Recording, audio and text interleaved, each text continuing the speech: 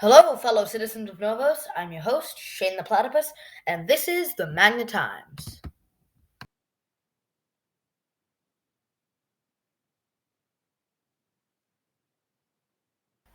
Just a quick refresher for those who don't know, after SK42 left the project sometime in 2023, I took it over and we are now reopened. This is the first of hopefully many weekly broadcasts, so stay tuned. This week has been a really eventful one, and we have 4 stories to tell. Stick around until the last one. You don't want to miss it.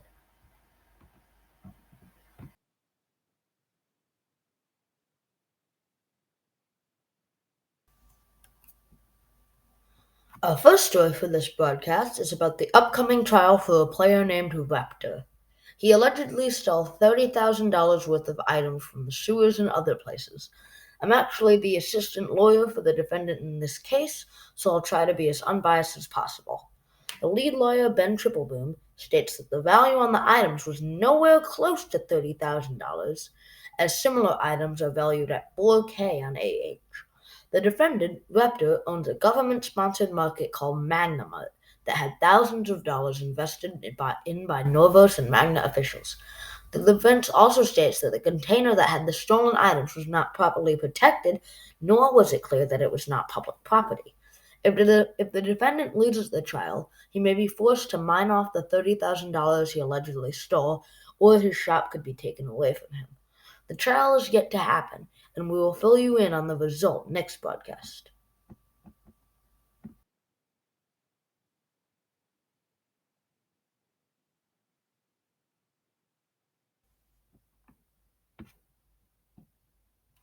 Our next story is about the island of Cadiz.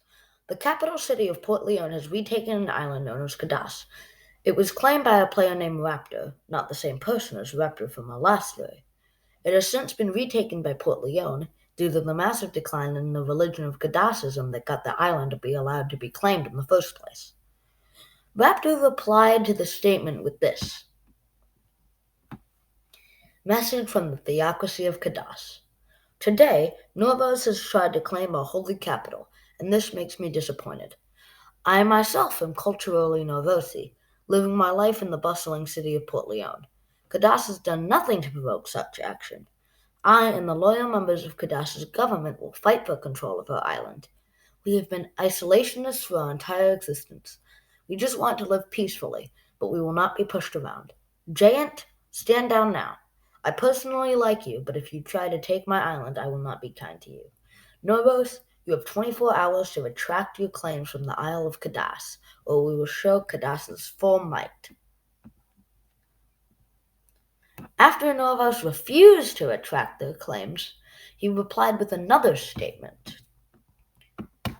Norvos has refused our warnings. After I was sleeping in my humble abode in Cadiz and Tanana, I wake up to hear news of a Norvos to my peaceful island. I am outraged. How could they, cowards, doing it while I was sleeping, when the Kadasi could do nothing? And then removing my poems on the island, so I can't even remove the banners that litters my shores. This is cowardly, not a thing I would expect from my home country. Jane, my old friend, leave my island to its peace. This is a final warning. And you littered signs on my island that says, Bog is not Pog, yet you don't understand Cadasism is a historical religion that no one practices.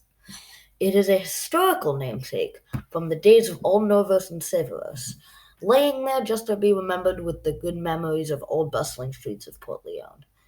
But to remove my poems on an island I built, an island I have taken care of, just because you think it belongs to you. Just leave my island alone. That's all I ask. It is not certain what will happen to the island of Cadiz, but it appears Cadiz is planning to fight back. This could play out similar to our next story.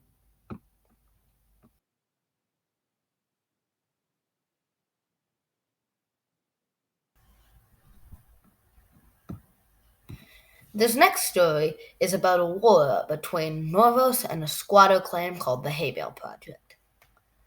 The Yemendori people and its leaders were enraged when they heard about this stubborn guy named Youngly. Youngly did this squatter claim called Project Hay Bale, where he harvested a bunch of hay bales and placed them down to bedrock. He was extremely rude and toxic to the Yamandori people living around his claim.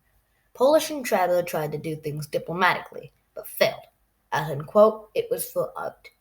They tried again and threatened war and loss of materials, but Youngly stood his ground, as hard-headed as a rock. Polish informed the military commander, the king, and the Novo city leader, which was close in proximity to the squatter claim. Walter thought this war was a training war, to see the extent of how Norvo's people can go, and the extent went far. So he planned and settled with Loop, the leader of Port Leone, to set the date and time of war at the 18th of March, 1 p.m. EST. The Norvosi army prepared at the Norvo city town square. Around 20 people came to destroy the squatter. Overkill? Maybe. Pride in Norvos? A ton. When the clock of the pre-war preparation hit zero, a mass of 20 people struck the hay bale project at once, capturing the land in only 3 minutes and 25 seconds. 20 versus 1, who figured? After it was taken over, the land was given to Yamandor, and people of Yamandor, Liberta, and Magna pillaged the hay bales Youngly had harvested. In total, 40 stacks were taken, given equally to the cities to prevent food shortages. I guess that's what happens if you attempt to squat in Norvos. But now to our main story, which is probably one of the most important things that's ever happened to Norvos.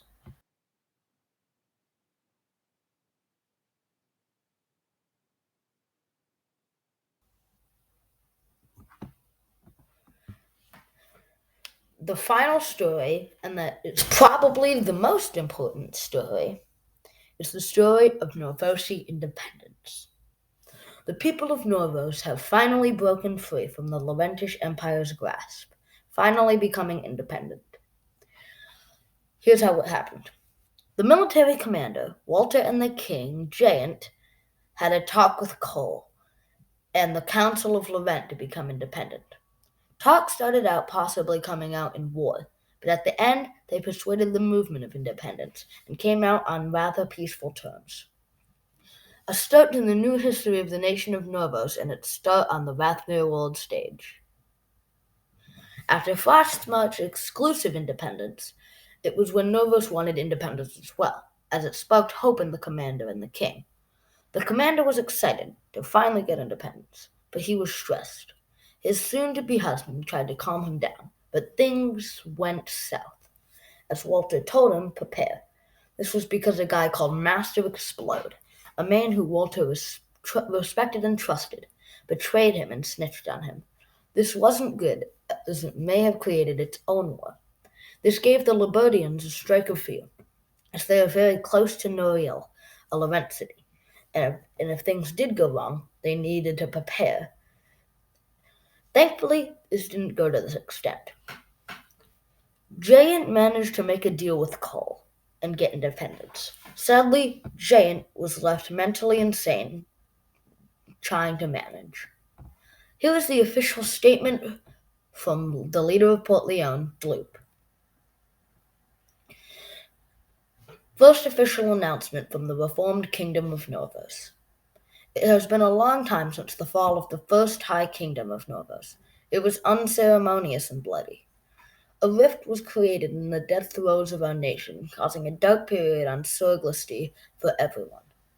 This was due to the decisions, actions, and personalities of the former leaders of our nation, and others in the region clashing. Over that time, we have dismantled the old Norvos and started anew. We remember our past and our better parts, as well as our worst. With that, we have grown large and successful. We have rebuilt our cities and reestablished a culture and sense of nationality and pride ourselves in our home. We stand at the start of a new age of prosperity and opportunity. Rent may take some of the credit, but not all of it. Our citizens have grown disenfranchised with the Laurentish Empire for many reasons, whether it be cultural differences, misrepresentation, or simple things like lies and mismanagement. Whatever it is, the infractions and dissatisfaction have innumerable cases that aren't really worth our time listing off and prancing around for everyone to know. However, We don't really like the label of traitor coming from a vampiric empire that crusaded across our continent, stomping on neighbors as they went. Regardless, still we harbor no ill will and leave on neutral terms as there was no real suffering. Today represents the start of a new era, one of prosperity, unity, and community, and we don't stand alone. We sincerely congratulate our neighbors and hopefully friends on their independence as well. We congratulate Leveros, Frostmarch, Favaria, and Adelia. We wish to stay peaceful and helpful to all, granting us all an enjoyable time in a great community. I hope we can all see this as a brighter future. But unfortunately, not everyone was too happy about Norvos being independent. This is Call the Keeper, King of Lorentz, statement on the situation. Official Lorent announcement. Lorent lets go of its nations. The following are Frostmarch, Feather Federation, aka Federia, and Norvos. The rest will stay with Lorent. GWI, Corlorent, Leveros, which has since been let go, Kansao, and Manteau. These nations did not appreciate Lorent's kindness, and so they will have to live without them. It is sad we attempted to do our best for a continent, only to be betrayed because of weak-willed individuals poisoning our empire and the states within. Lorent is trying to find its place in the world, and while we do, we will re-enter our famous state of isolation and bid farewell to those who left.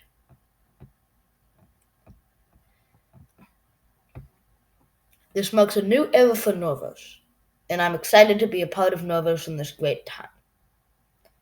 And with that, that concludes the end of the first broadcast. Thanks for watching. This is the first of hopefully many broadcasts, and I'm grateful to be your lead broadcaster through it. Thanks to everyone who contributed to this project, and of course, stay tuned. Thank you for watching.